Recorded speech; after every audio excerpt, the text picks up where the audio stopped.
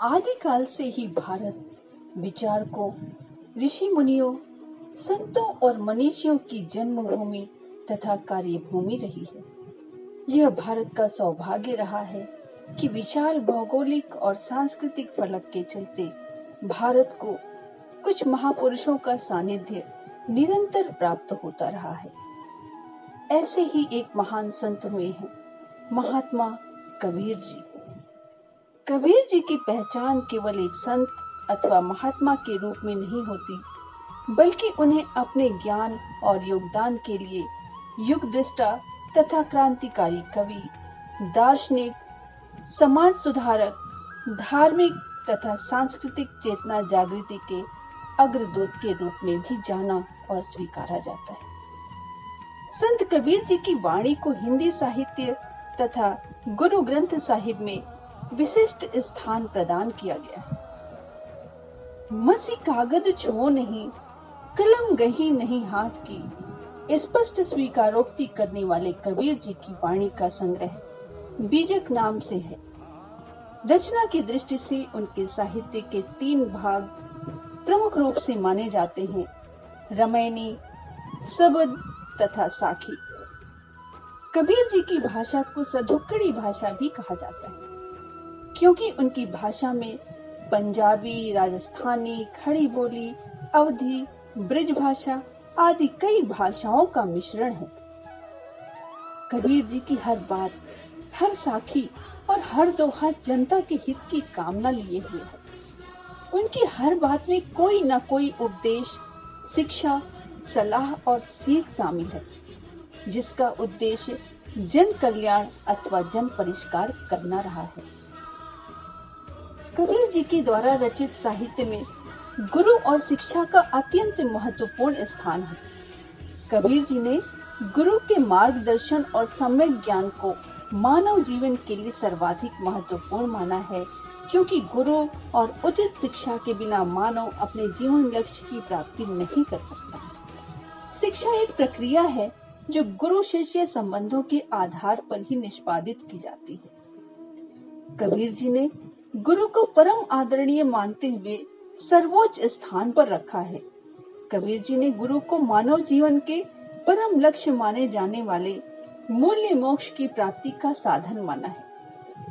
उन्होंने गुरु गोविंद दो खड़े काके लागू पाए, बलिहारी गुरु आपने जिन गोविंद दियो बताए की अभिव्यक्ति कर गुरु को परमात्मा से भी ऊंचा स्थान दिया है। कबीर जी के गुरु और हमारे आज के शिक्षक में जो मूल्यगत और विचारगत अंतर आ गया है, उसे समझने और ठीक करने की आवश्यकता है। कबीर जी कहते हैं, सब धरती कागज करूं, लेखन सब बन राय, 7 समुंदर की मसी करूं, गुरु गुण लिखा न जाए। वर्तमान प्रसंग में यह दोहा कबीर जी की एक शिक्षक से समाज की अपेक्षाओं और उसके सामाजिक दायित्व को प्रकट करता है, बल्कि यह हमारे समाज के शिक्षकों में आ रहे परिवर्तन के प्रति हमें सचेत भी करता है और साथ ही साथ हमें यह प्रेरणा भी देता है कि हम कबीर जी द्वारा हमारे समक्ष रखे गए मापदंडों को प्राप्त करने का यथासंभव प्रयास करें।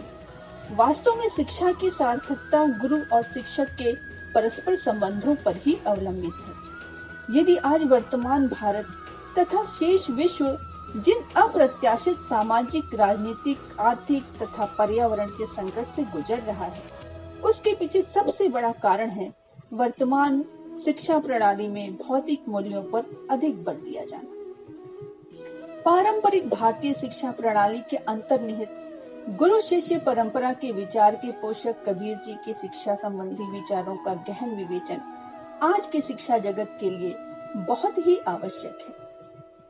कबीर जी के शिक्षा संबंधी विचारों का क्षेत्र अत्यंत विस्तृत है। उनकी शिक्षा दृष्टि में अंतःकरण से साक्षात्कार कराने वाली आध्यात्मिक अनुभूति को शिक्षा कहा गया है। जीवन के इस आध्यात्मिक पक्ष की अवहेलना करने से ही मानव जाति आज कोविड-19 जैसी बीमारियों को झेल रही है।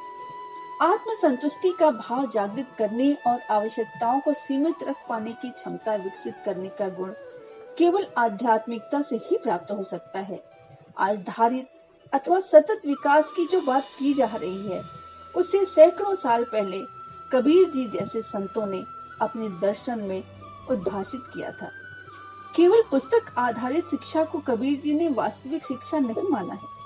कबीर जी पोथी पढ़ पढ़ जग मुआ, पंडित भया न कोय, ढाई आखर प्रेम का, पढ़े सु पंडित होए, विचार के पोषक हैं। उनका प्रेम कोई फिल्मी कहानी का संकुचित प्रेम नहीं है, बल्कि वे समस्त मानवता और परमात्मा से प्रेम की बात करते हैं। वे व्यक्ति को व्यावहारिक तथा आध्यात्मिक ज्ञान प्रदान करने वाले माध्यम को शिक्षा मानते हैं। शिक्षा व्यक्ति में विवेक जागरण का माध्यम है। कबीर जी ने कर्मकांड, रूढ़ियों तथा गलत परंपराओं में उलझी शिक्षा को मिथ्या शिक्षा कहा है।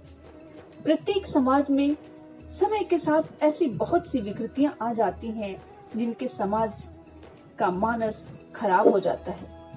इन त्रुटियों और विकृतियों के परिष्कार का उत्तरदायित्व भी समाज की शिक्षा प्रणाली और उससे जुड़े विचारवेत्ताओं का है। समाज में व्याप्त असमानता, भेदभाव और अंधविश्वास के परिष्कार कर विद्यार्थियों में परस्पर स्वीकार्यता और बंधुत्व का भाव जगाने का कार्य शिक्षा व्यवस्था का एक महत्वपूर्ण पक्ष है। यही नहीं, बल्कि कबीर जी ने शारीरिक और चारित्रिक सुदृढ़ता प्रदान करने वाली शिक्षण प्रक्रिया पर भी बल दिया है। चित्त वृत्तियों के निरोध के लिए कबीर जी ने अपनी साखियों में बार बार इसका उल्लेख किया। कबीर जी इस बात को लेकर पूरी तरह से आश्वस्त थे कि मनुष्य जीवन तभी सार्थक और सफल हो सकता है जब प्रत्येक मनुष्य अथवा विद्यार्थी अपने चित्त की वृत्ति का न केवल निरोध करे, बल्कि अपने जीवन को संपूर्णता प्रदान करने में समर्थ हो सके।